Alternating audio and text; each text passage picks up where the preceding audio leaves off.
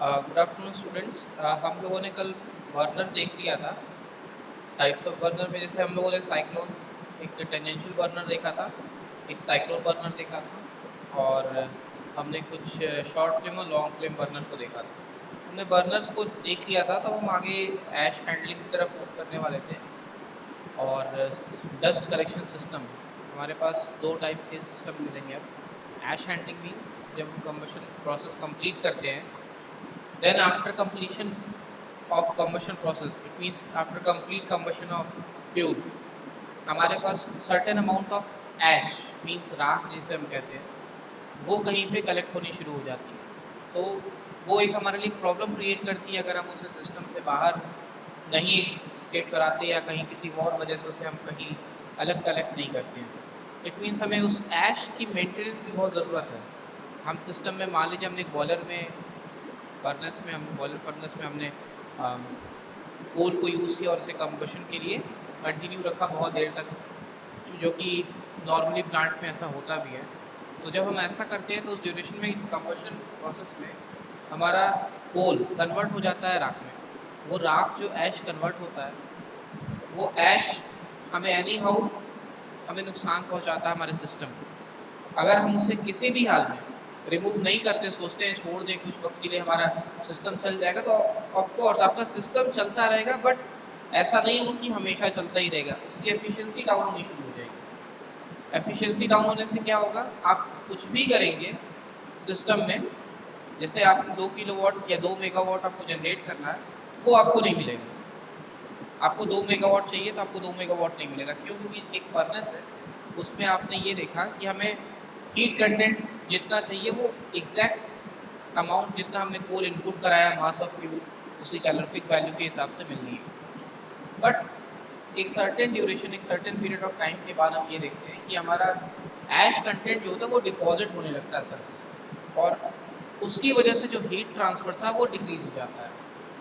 तो हमारा heat transfer decrease होने से जो स्टीम फॉर्मेशन रेट है वो डिक्रीज कर जाएगा। स्टीम फॉर्मेशन रेट डिक्रीज करने का मतलब है कि हमारे टरबाइन का आउटपुट जो है ना वो डिक्रीज कर जाएगा। इट मीन्स हमारे प्लांट में जो आउटपुट मिलेगा वो कम हो जाएगा, और आउटपुट कम मिलने का मतलब है कि हमारी एफिशिएंसी कम ऑटोमेटिकली हो जाएगी। तो हमको इस बात का ध्यान रखना है कि हमारा जो सिस्टम है वो ऐश को रिमूव करता रहे कंटिन्यूसली सिस्टम से। दूसरी चीज़ हम ये देखते हैं कि हमारे पास जब हम स्टीम में कन्वर्ट करते हैं तो लिक्विड के साथ साथ कुछ ऐश जो होते हैं वो स्टीम के साथ साथ बाहर आ जाते हैं। जब लिक्विड हमारा स्टीम में कन्वर्ट होता है तो ऐश कुछ ड्यू टू प्रेशर डिफरेंस कह सकते हैं, due to density difference, high temperature पे वो हल्के होते हैं, तो वो चूँकि मूव होना शुरू हो जाते हैं अपवर्ड डायरेक्शन में, तो कुछ अमाउंट ऑफ जो ऐश होते हैं वो हमारे बाहर भी आ सकते हैं उस फर्नेस से। चूँकि स्टीम हमारी जनरेट हो रही है, साथ में पॉसिबल है, ऐसा हो सकता है। तो जब ये ऐश कंटेंट बाहर आते हैं तो ये हमारे पूरे सिस्टम को डैमेज कर सकते हैं। तो सिस्टम में स्केल फॉर्मिंग और अदर जो कलेक्शन ऑफ ऐश होता है डिपोजिशन की वजह से काफ़ी सारी प्रॉब्लम्स हमारे सिस्टम को, एग्जिस्टिंग सिस्टम को हो सकती है। तो हम उस ऐश हैंडलिंग के लिए कुछ इक्विपमेंट्स देखेंगे, कौन से होते हैं, कैसे होते हैं। तो ऐश हैंडलिंग की बात करते हैं। तो देखिए, एक हमने राइट साइड में एक वर्टिकल सिलेंडर आपको दिख रहा होगा, वर्टिकल पैसेज टाइप आपको दिख रहा है। ये स्ट्रक्चर आपको दिख रहा होगा, वर्टिकल पैसेज। इसमें क्या कर रहे हैं आप कि देखिए ऊपर की तरफ रिमेनिंग फ्लाई ऐश है। रिमेनिंग फ्लाई ऐश मतलब एक फर्नेस होगा जहाँ पर ये बर्न हुआ होगा। तो ऐश को हम अलग अलग पार्ट में डिस्ट्रीब्यूट करेंगे। डिस्ट्रीब्यूट मीन्स हम उसे किस प्रोसेस के थ्रू अलग कर सकते हैं। मतलब कि अगर हमारे पास कोई स्टीम है उसमें से हम कुछ ऐश कलेक्ट करके बाहर निकालना हो, या हमारा बॉयलर है उसमें कुछ डिपोजिशन है उसको अलग करना हो, तो हमारे पास हर प्रोसेस की जो ज़रूरत है वो हमारे ऐश के अकॉर्डिंग बदलती जाएगी। बता रहा हूँ, एक सेकेंड।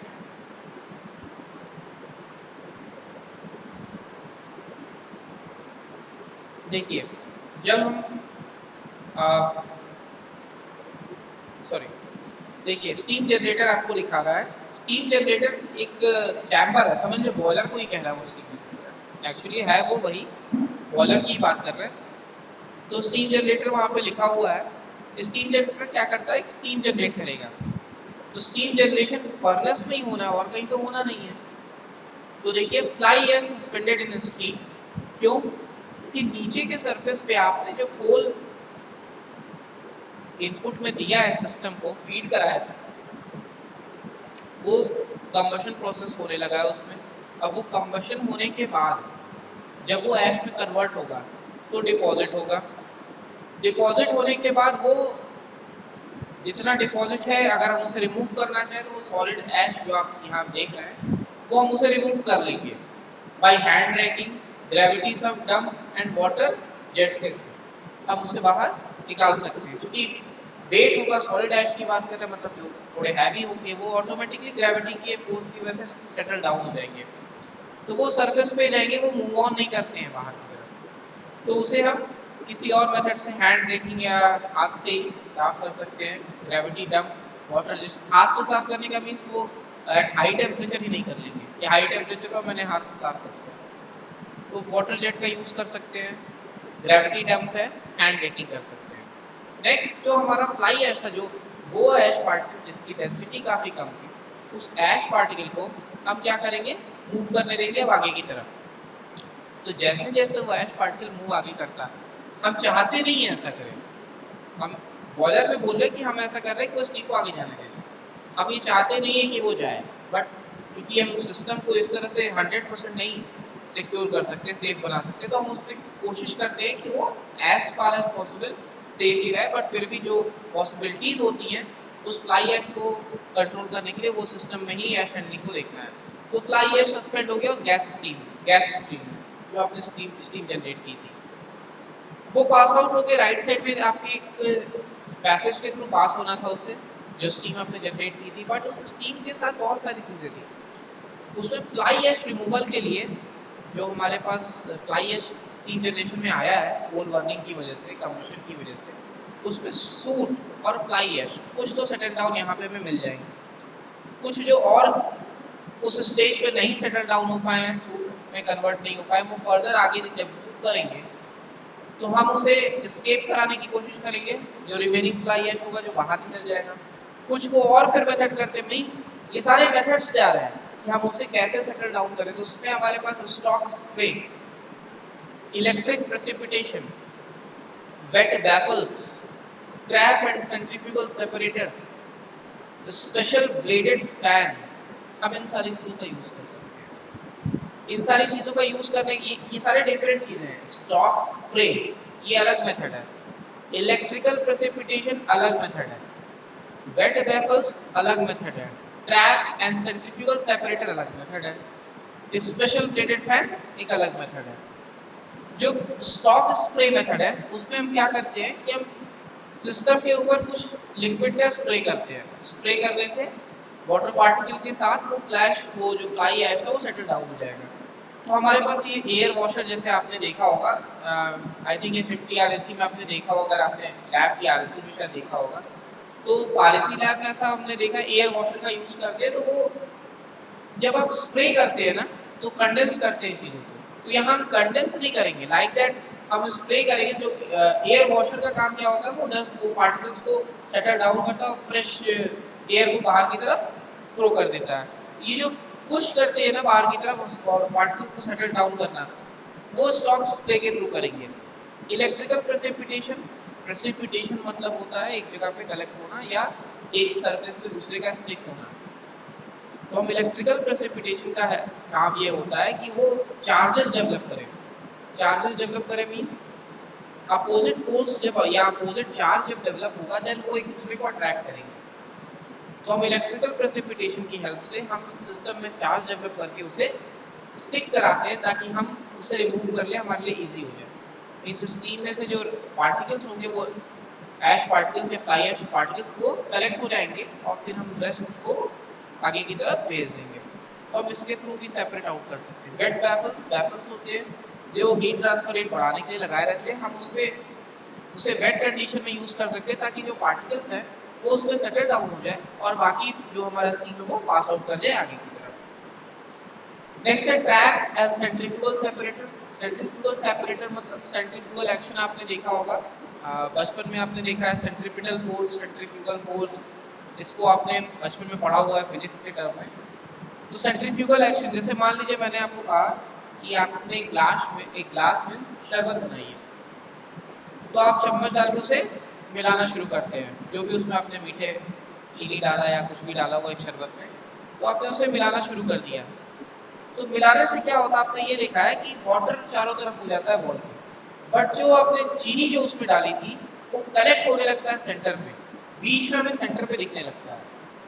वो चीनी जो होती है वो बीच में सेंटर पे दिखने लगती है। तो वो क्या रहा है एक्चुअली में, वो हो क्या रहा है कि वो ये सेंट्रीफ्यूगल एक्शन जो क्रिएट कर रहा है उसकी वजह से जो सॉलिड पार्टिकल्स थे वो सेटल डाउन हो जा रहे हैं और बाकी लिक्विड पार्टिकल्स थ्रोन आउट हो जा रहे हैं जो हमारे सरफेस की तरफ। इसी तरह हमारा अगर हम सेंट्रीफ्यूगल सेपरेटर लगाते हैं, सेंट्रीफ्यूगल एक्शन की वजह से जो फ्लाई ऐश पार्टिकल्स होंगे वो ऐश पार्टिकल्स सरफेस के चारों तरफ, सॉरी, जो हमारा स्कीम होगा चारों तरफ होगा और जो ऐश पार्टिकल्स होंगे वो एक जगह कलेक्ट होना शुरू हो जाएंगे।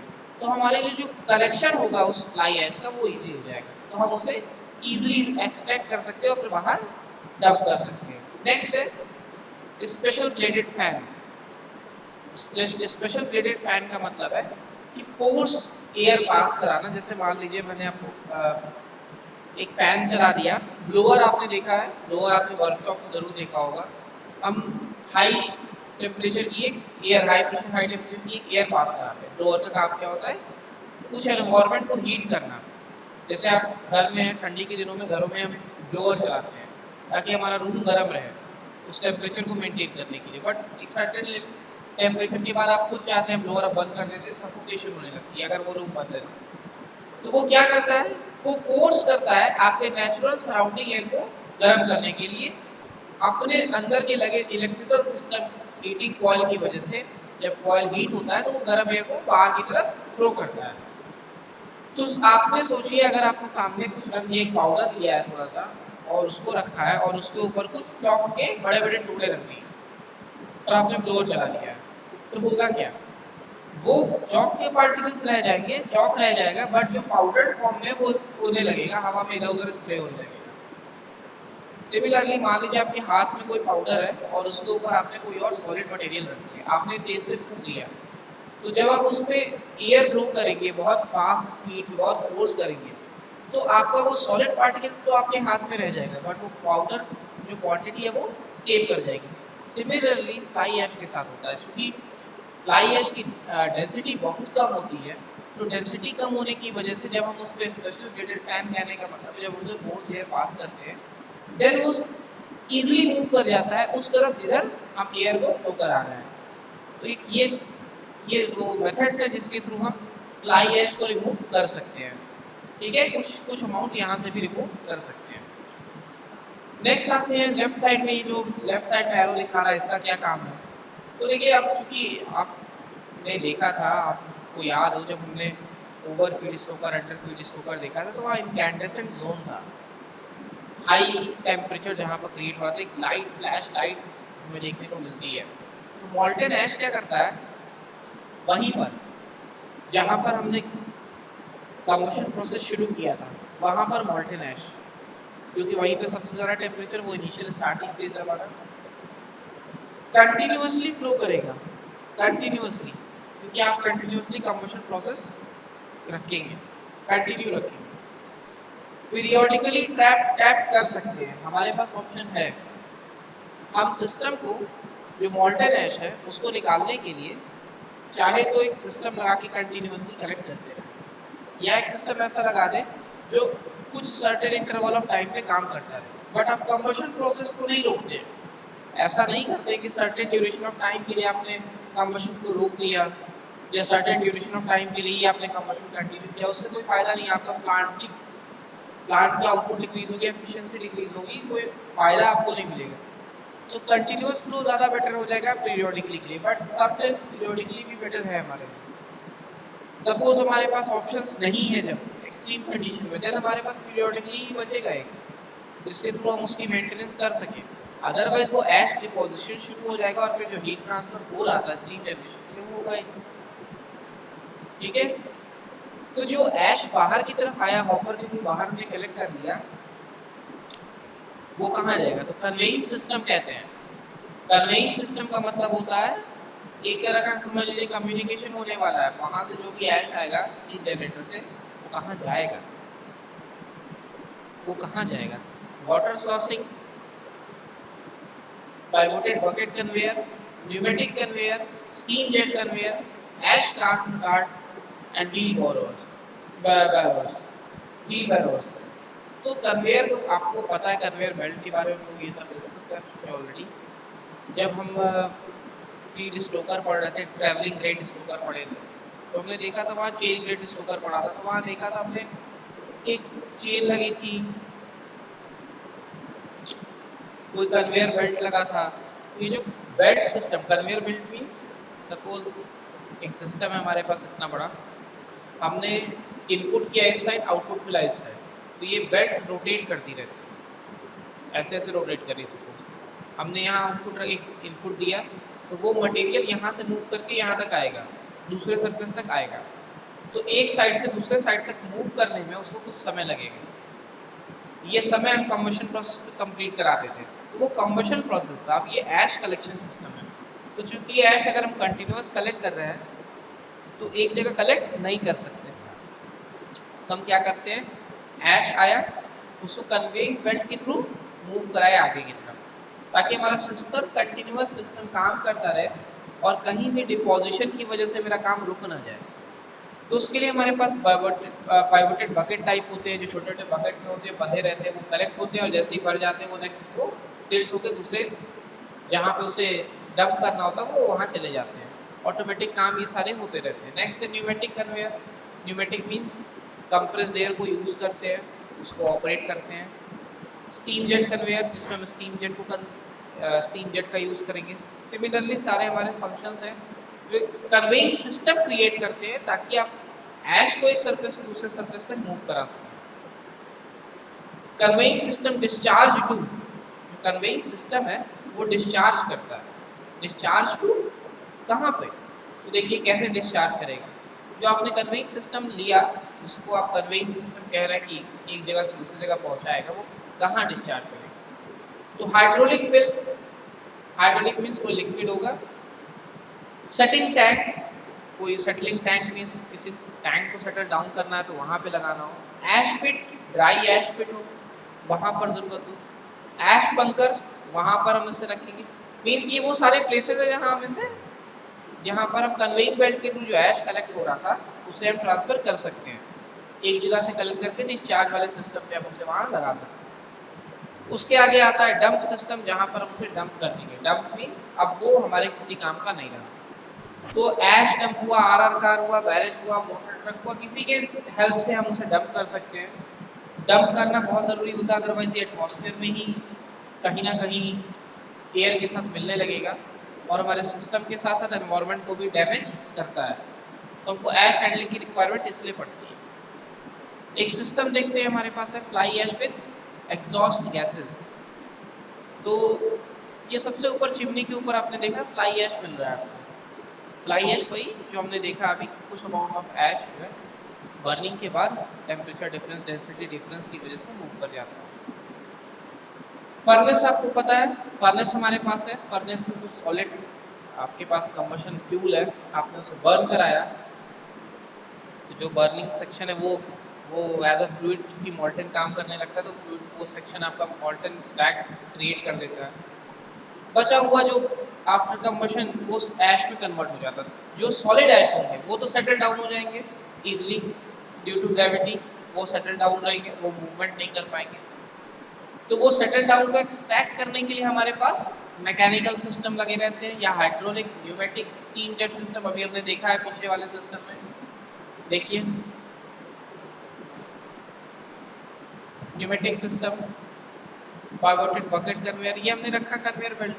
इसी तरह हमने यहाँ देखा कि trap, centrifugal separator, electrical precipitation, ये सारे मेथड्स हैं हमारे पास। तो हमने क्या किया कि यही फर्नेस के पास मैकेनिकल सिस्टम के थ्रू किसी मैकेनिकली हम इसे रिमूव कर सके, हाइड्रोलिक सिस्टम लगा करके इसे रिमूव कर सके, न्यूमेटिक सिस्टम लगा सके, स्टीम जेट सिस्टम लगा सके। मतलब जो हमारा सॉलिड ऐश है हम उसे कलेक्ट कर सके मैकेनिकल सिस्टम की हेल्प से, या हाइड्रोलिक, या न्यूमेटिक, या स्टीम जेट। तो मैकेनिकल सिस्टम मतलब क्या हो गया कोई मैकेनिकली ऑपरेटेड इंस्ट्रूमेंट होना चाहिए, ठीक है। हाइड्रोलिक मीन्स कोई हाइड्रोलिक ऑयल या कोई लिक्विड हम यूज करेंगे, कंप्रेसिबल लिक्विड, जिसे हम कंप्रेस करके उसे वहाँ फर्नेस से एक्सट्रैक्ट आउट कर सकें। न्यूमेटिक सिस्टम मतलब कंप्रेस्ड एयर का यूज करेंगे ताकि हम उसे एक्सट्रैक्ट आउट कर सकें, ठीक है। तो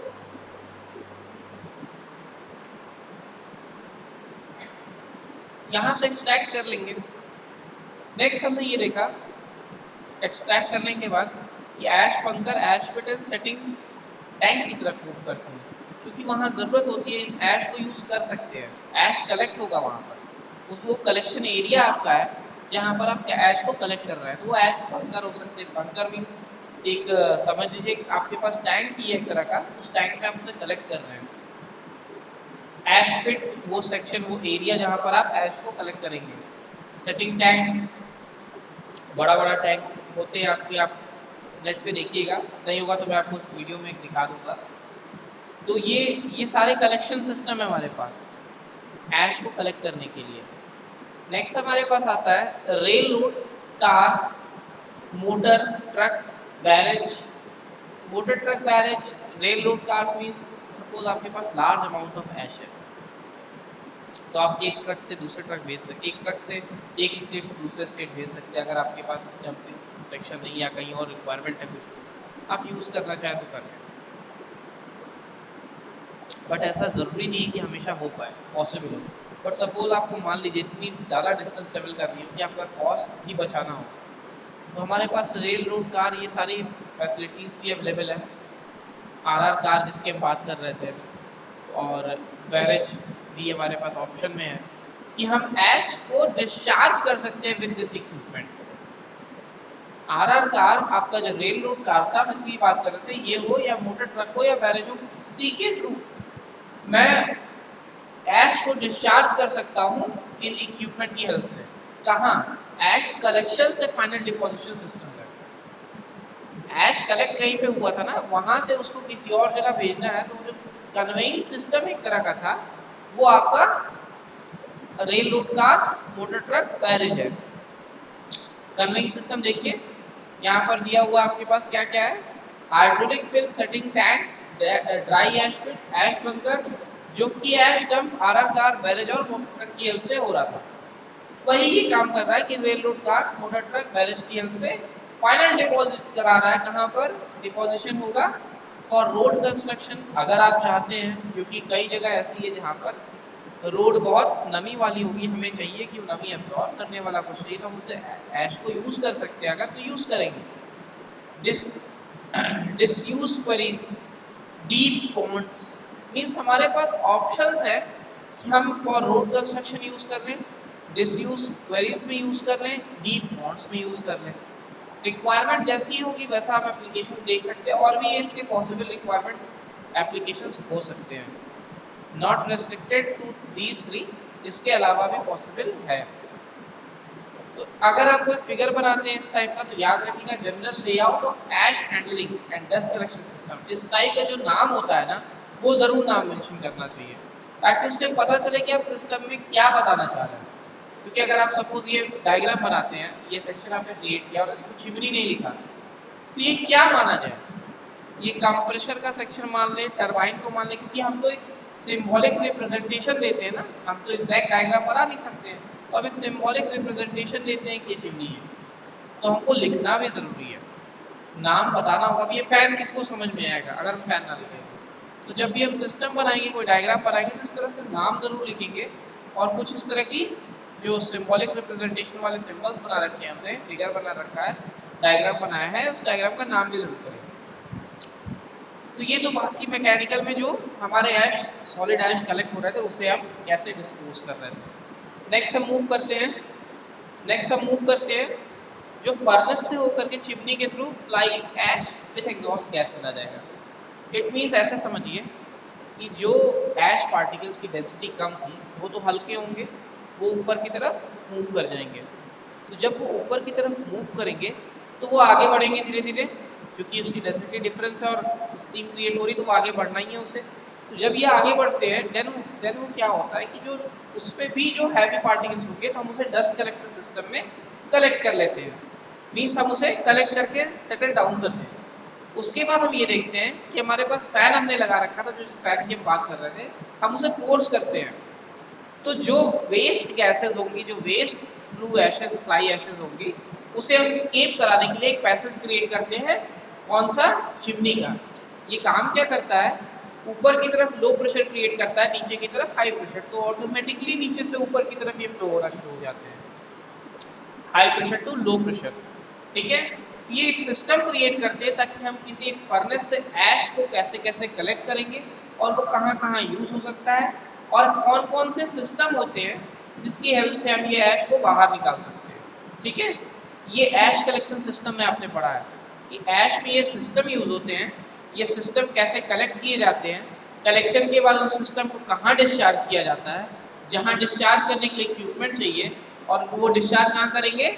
जहाँ पर हमें उसकी एप्लीकेशन की रिक्वायरमेंट है। तो ये ध्यान रखेंगे कि हमारे पास ये चारों स्टेप हमारे पता होने चाहिए। और जो फ्लाई ऐश होते हैं, ये तो सॉलिड ऐश की बात है, जो फ्लाई ऐश होते हैं उसके लिए हमारे पास डस्ट कलेक्टर प्लस फैन का यूज और प्लस चिमनी का यूज जरूर करते हैं। चिमनी नहीं भी बताते तो एटलीस्ट डस्ट कलेक्टर और फैन को यूज करना ही करना है। ठीक है, नेक्स्ट देखते हैं। Modern ash handling system are mainly classified into four groups: mechanical handling system, hydraulic system, pneumatic system, steam jet system। तो देखते हैं हमारे पास कौन कौन से अवेलेबल है, जो हम आपको डायग्राम के थ्रू दिखाते हैं। हम आपको कोशिश किया है कि मैंने कि आपको चारों दिखा सकूं। तो अगर आपको इसके अलावा एक्चुअल देखना है कि वो कैसे हैं, तो आप प्लांट में तो आप जा नहीं सकते, सब लोग तो पॉसिबल नहीं कि सब लोग प्लांट में चले ही जाएं देखने के लिए, बट ऐसा कर सकते हैं कि आप यूट्यूब पे सर्च करें मैकेनिकल हैंडलिंग सिस्टम कौन से होते हैं, उसको आप टाइप्स देख सकते हैं कैसे ऑपरेट करता है, हाइड्रोलिक फंक्शन कैसे करता है, न्यूमेटिक सिस्टम कैसे फंक्शन करता है। तो कुछ बेसिक चीज़ें तो हम देख लेंगे, बट एग्जैक्ट आपको अगर विजुलाइज करना है तो आप कुछ वीडियोस को भी हेल्प ले सकते हैं। ठीक है, मैकेनिकल ऐश हैंडलिंग सिस्टम ये क्या करता है? मैकेनिकल ऐश हैंडलिंग सिस्टम, मैकेनिकल ऐश हैंडलिंग सिस्टम आपका क्या कर रहा है? देखिए, फर्नेस है, फर्नेस में ऐश सेटल डाउन होगा, जो ऐश सेटल डाउन हो रहा है वो कहाँ जाएगा? वो सेटल होके तो कहीं रुकेगा नहीं। तो जब अब सेटल डाउन होता है तो वो बेल्ट कन्वेयर्स लगे रहते हैं। कन्वेयर्स का काम क्या है? ट्रांसपोर्ट करना एक जगह से दूसरे जगह। अभी आपने कम्युनिकेशन मीडियम देखा था ना कन्वेयर को, जो आपने देखा था मैकेनिकल कन्वेयर या हाइड्रोलिक कन्वेयर, वो कन्वेयर का काम क्या है? कन्वेयर को मैंने बेल्ट का काम आपको बताया कि एक जगह पे हमने इनपुट दिया तो आउटपुट हमें दूसरे जगह पे चाहिए, तो वो बेल्ट रोटेट करती रहेगी। तो रोटेशन जो होगा उसकी वजह से यहाँ रखी हुई चीज़ यहाँ पर आ जाएगी। वही काम इसमें हम करते हैं कि ऐश को यहाँ गिराते हैं, डंप करते हैं, डंप करते हैं या जो सॉलिड ऐश वो कलेक्ट होता है, देन हम बेल्ट के थ्रू से देखिए क्लॉकवाइज रोटेट कर रहा है, डायरेक्शन शो किया हुआ बेल्ट में, ये बेल्ट ऐसे मूव करेगा और मूव करते करते यहाँ पर ऐश होते हुए ऐश बंकर में आपका कलेक्ट हो गया। ये जो ऐश बंकर लिखा है ना, ये वही जो कलेक्शन वाला सेक्शन है आपका, ये यहाँ पर ऐश बंकर में है। देन हम उसे ट्रक में लोड करेंगे और फिर हम जहाँ डंप करना है वहाँ डंप कराएंगे, या जहाँ भी एप्लीकेशन है, जहाँ रिक्वायरमेंट है वहाँ भेज देंगे विद द हेल्प ऑफ जो भी आपके पास ट्रक की जरूर, ट्रक इसलिए कि लार्ज प्लांट पे लार्ज अमाउंट ऑफ ऐश है तो ट्रक लिखा है, अदरवाइज आप जो भी हमारे पास इक्विपमेंट होता है उसके लिए बात करते हैं। ठीक है, अच्छा आगे देखते हैं। हाइड्रोलिक ऐश हैंडलिंग सिस्टम, हाइड्रोलिक ऐश हैंडलिंग सिस्टम क्या कहता है कि लो वेलोसिटी हाइड्रोलिक सिस्टम। हम लो वेलोसिटी की बात कर लेते हैं, हाई वेलोसिटी की बात क्यों नहीं कर रहे हैं? देखते हैं। अभी एक वाटर चैनल बना हुआ है, देखिए, जो कि ऐश सम्प से कनेक्टेड है। लेफ्ट में वाटर लिखा है, राइट में ऐश सम्प लिखा है। यहाँ पर आपका वाटर लिखा है, यहाँ पर आपका ऐश सम्प लिखा है। तो जब आप ऐसा काम करते हैं, दोनों ये आपके वाटर चैनल्स बने हैं, ठीक, ये डायरेक्ट कनेक्टेड है, मीन्स वाटर तो यहाँ से पास होने वाला है, वाटर तो यहाँ से पास होने वाला है, बट ऐश का क्या है? वो ऐश कहाँ जाएगा? तो ये कलेक्ट होते हैं इनके साथ, ऐश हमारा डिपॉजिट होने लगेगा इसमें वाटर चैनल्स में, और वाटर के साथ हम हाइड्रोलिक सिस्टम मीन्स हम उसे फोर्स करते हैं कि वो बाहर की तरफ आए और कलेक्ट हो जाए। हमने लिखा है लो वेलोसिटी हाइड्रोलिक सिस्टम। लो वेलोसिटी से क्या होता है कि हम ज़्यादा समय दे पाते हैं ऐश को वाटर के साथ सेटल होने के लिए, तो लार्ज अमाउंट ऑफ ऐश को डिस्पोज कर सकते हैं, सिस्टम से बाहर निकाल सकते हैं अगर हम लो वेलोसिटी पे रखते हैं। तो एक ये रास्ता हमारे पास अवेलेबल हो जाता है। नेक्स्ट आते हैं हाइड्रोलिक। नेक्स्ट आ जाते हैं हमारे पास हाइड्रोलिक ऐश हैंडलिंग सिस्टम है। ठीक है, ऐश हैंडलिंग सिस्टम है हाई वेलोसिटी हाइड्रोलिक सिस्टम। ये क्या कर रहा है, तो याद करिए मैंने आपको एयर वॉशर का एक एग्जांपल दिया था। एयर वॉशर में स्प्रे करेंगे वाटर को, तो एक तरफ से गैसेस पास करेंगे, वो सेटल डाउन हो जाएंगे पार्टिकल्स, देन हमें फ्रेश एयर मिल जाएगी, ठंडी हवा मिलेगी। इस टाइप की चीज़ें आप सोच सकते हैं। आपने वो देखा है जो गांव में लोग हाथ में लेकर के ऐसे प्रोसेस करते हैं जिसमें गेहूं या चावल नीचे की तरफ गिरता है और रेस्ट जो उसके जो छाल कहते हैं या जो उसे कह लीजिए हस्क होते हैं, पार्टिकल्स होते हैं, वो हवा के साथ दूसरी तरफ मूव कर जाते हैं। तो एक इनपुट और आउटपुट आपने दिया और एयर ने एक इनपुट और आउटपुट एयर ने अपना काम किया, तो नीचे जो मिला वो हमें प्योर मिल गया। सिमिलरली जो सॉलिड पार्टिकल्स वो नीचे आ गए। सिमिलरली जो हमारा ऐश होगा वो ऊपर से आ रहा है। देखिए स्टोकर है जहाँ बर्न हो रहा है, बर्न होने के बाद वो ऐश कलेक्ट होकर नीचे की तरफ गिरना है, जिसे हम ऐश कलेक्ट करने वाले हैं। पर कलेक्ट करेंगे, ठीक है, उसे हम कैसे कलेक्ट करेंगे? देखिए हम स्प्रे करना शुरू करते हैं, वाटर का स्प्रे। उससे फायदा सेटल डाउन इजीली हो जाएगा वाटर में और फिर हम उसे ऐश पे कलेक्ट कर लेंगे। तो हमारे पास बहुत इजी तरीका है कि हम ऐश को सेटल डाउन करा दें लिक्विड की हेल्प से और फिर उसे हम ऐश पे कलेक्ट कर लें। ठीक है, तो ये नॉजल्स लगे हुए हैं वाटर को स्प्रे करने के लिए। ये कन्वेयर बेल्ट था स्टोकर में, हो सकता है बेल्ट जो मूविंग स्टोकर आपका हो, मूविंग को शो किया है। मूविंग नहीं हो तो भी आपको रिमूव तो करना ही है, तो रिमूव करना पड़ेगा, तो ऐश को हम इस तरह से कर सकते हैं। ठीक है, नेक्स्ट है हमारा न्यूमेटिक सिस्टम। न्यूमेटिक की बात जहाँ जहाँ भी आती है, जहाँ भी न्यूमेटिक की बात आती है वहाँ पर एयर का यूज़ करते हैं। न्यूमेटिक का मतलब ये एयर, जैसे हाइड्रोलिक का मतलब होता है लिक्विड, वैसे ही न्यूमेटिक का मतलब होता है एयर। देखिए एयर है आपका लेफ्ट से पास होना शुरू होगा, बॉयलर है, क्रश किया, ये आपने पुश करना शुरू कर दिया एयर के साथ। जब आप कंबशन प्रोसेस कंप्लीट करेंगे तो ऐश कलेक्शन होना शुरू हो जाएगा, ऐश जनरेशन भी शुरू हो जाएगा। तो ऐश सेपरेटर्स लगे हुए हैं, ये सेपरेट डाउन करेगा और ऐश को हॉपर के थ्रू बाहर एग्जॉस्ट कर देगा। ये वो प्रोसेस होगा। रेस्ट जो फ्लाई ऐश होंगे वो पास हो जाएंगे और फिल्टर के थ्रू एग्जॉस्ट फैन होते हुए बाहर चले जाएंगे। तो हमारा काम था एयर पास कराना, ताकि जो बॉयलर में कंबशन प्रोसेस हो रहा है उसके बाद जो ऐश बचेगा उसे हम किस तरह से बाहर स्केप करा सकते हैं, ये वो मेथड होंगे। ठीक है, नेक्स्ट है डस्ट कलेक्शन सिस्टम। तो ये हम नेक्स्ट लेक्चर में पढ़ते हैं, वो ज़्यादा अच्छा रहेगा। और डस्ट कलेक्शन को आगे देखते हैं। अभी डस्ट कलेक्शन में भी बहुत सारी चीज़ें देखनी है। मैकेनिकल डस्ट कलेक्टर है, इलेक्ट्रिकल डस्ट कलेक्टर है, तो देखेंगे मैकेनिकल इलेक्ट्रिकल में क्या है, ये ग्राफ क्या है, थोड़ा सा क्यों हम इसे इम्पोर्टेंट समझेंगे।